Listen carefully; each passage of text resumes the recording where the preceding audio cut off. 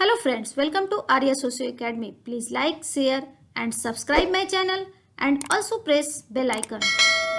Hello friends, welcome to Arya socio academy. आज जो हम लोग एमसीक्यूज़ हल करेंगे वह भी परिस्थिति और भूमिका से संबंधित है। इसके पहले भी दो एमसीक्यूज़ परिस्थिति और भूमिका से ही संबंधित थे। तो आज का एमसीक्यूज़ आप लोगों को हल करने में परेशानी नहीं होनी चाहिए।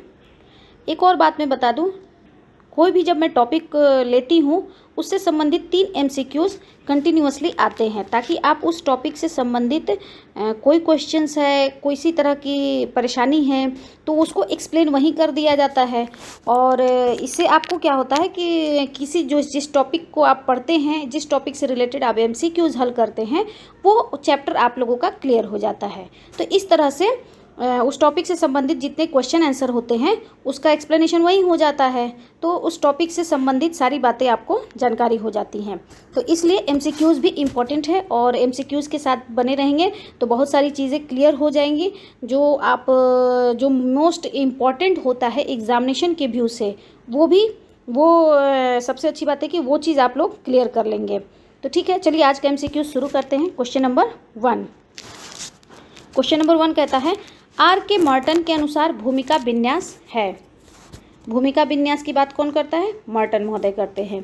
तो भूमिका विन्यास के कई नाम हैं, इसके पहले भी मैंने बताया है। भूमिका विन्यास को भूमिका पटल कहते हैं, कहीं भूमिका पुंज कहते हैं। तो इसलिए हम लोगों को क्या याद रखना है? Role set. इसका याद रखना है हमें, रोल सेट इसको बोलते हैं। ठीक है, तो भूमिका विन्यास किसे कहेंगे? ऑप्शन ए, किसी समूह के सदस्य द्वारा निभाई गई भूमिकाओं का समुच्चय। ऑप्शन बी, एक संबंध भूमिका वृंद जिसका संबंध किसी निश्चित सामाजिक परिस्थिति से हो। सी, किसी समूह में समान परिस्थितियों की भूमिकाओं का समुच्चय। डी, किसी समूह में सोपानिक रूप से व्यवस्थित भूमिका वृंद। तो अगर हम देखें तो ऑप्शन ए क्या कह रहा है? किसी समूह के सदस्यों द्वारा निभाई गई भूमिकाओं का समुच्चय। अब समूह के सदस्यों के द्वारा निभाई जा रही हैं तो यह भूमिका समुच्चय नहीं हो सकता है।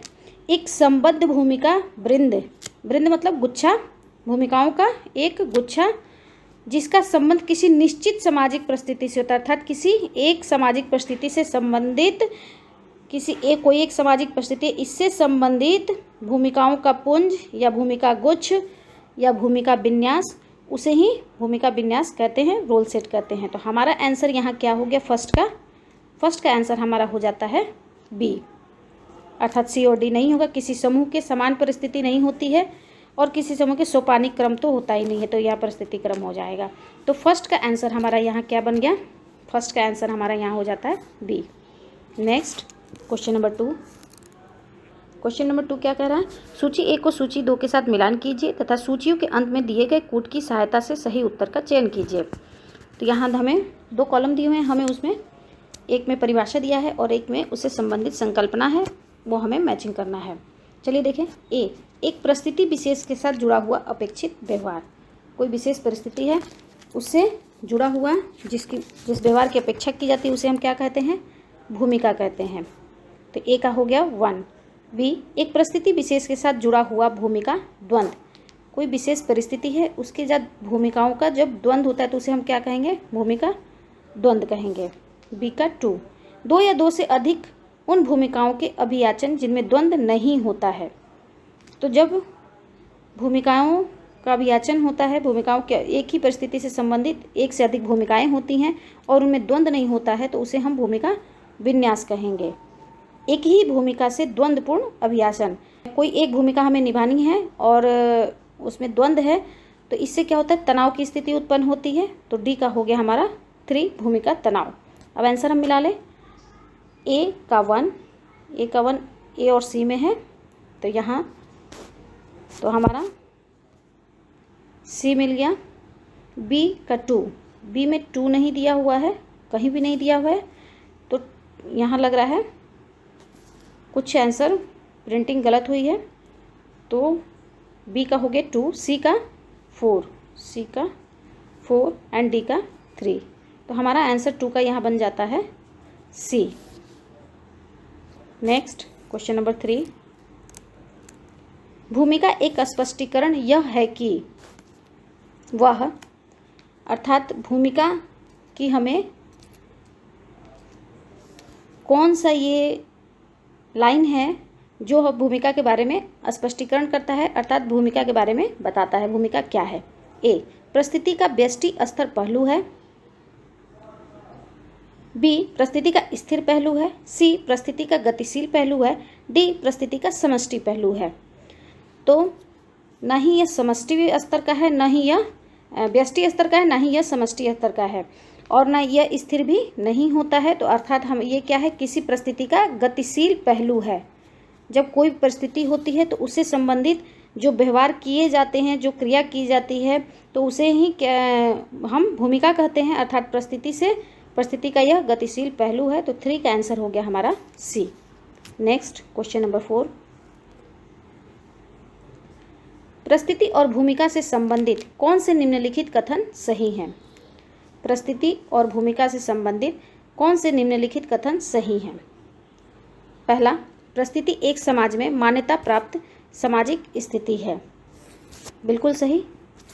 समाज में मान्यता प्राप्त सामाजिक स्थिति को ही हम परिस्थिति कहेंगे, एक पद हो। दूसरा, भूमिका समाज के प्रति एक उचित व्यवहार है। बिल्कुल सही। भूमिका क्या है? व्यवहार होता है जो समाज में अपेक्षित होता है। तीसरा, भूमिका व्यक्ति की परिस्थिति के लिए एक निर्देशिका होती है जिसकी व्यक्ति से आशा की जाती है।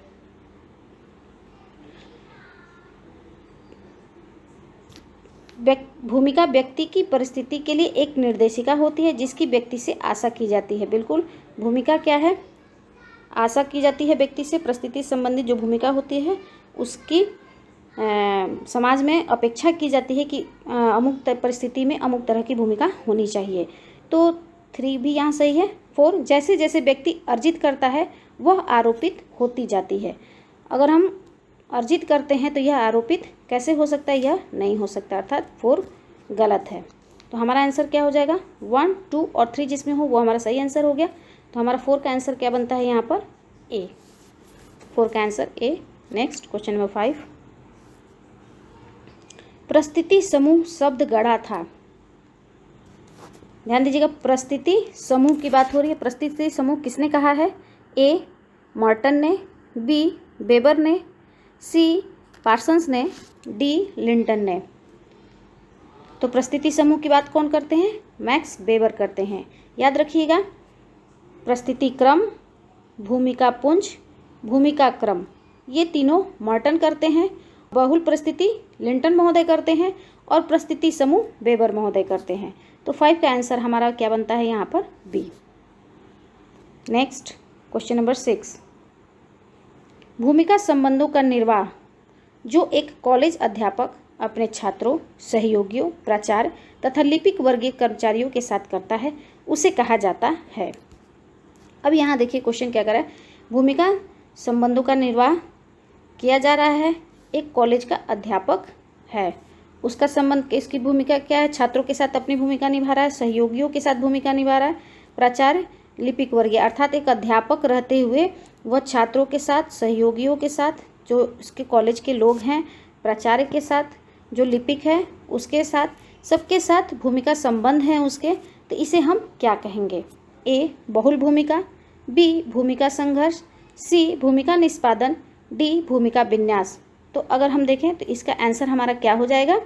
भूमिका विन्यास, रोल सेट, भूमिका पुंज। बहुल भूमिकाएं क्या हो गई? जब बहुत सारी भूमिकाएं, बहुत सारी परिस्थितियों से जुड़ी बहुत सारी भूमिकाएं होती हैं तो वो बहुल भूमिकाएं हो जाती हैं। भूमिका संघर्ष, जैसे कोई महिला है, एक तरफ अध्यापक है और दूसरी तरफ वो माँ है, तो एक समय पे उसे दोनों कार्य करने हैं, तो वहाँ द्वंद्व की स्थिति उत्पन्न होती है। तो वो क्या है? वहाँ भूमिका द्वंद्व होता है। भूमिका संघर्ष, किसी एक भूमिका को निभाने में द्वंद्व या संघर्ष, यही एक ही हुआ। भूमिका निष्पादन, किसी परिस्थिति से संबंधित भूमिका को पूरा करना, भूमिका निष्पादन हो गया। तो यहाँ हमारा 6 का आंसर हो जाता है डी। नेक्स्ट क्वेश्चन नंबर 7, सूची 1 को सूची 2 के साथ मिलान कीजिए तथा सूचियों के अंत में दिए गए कूट की सहायता से सही उत्तर का चयन कीजिए।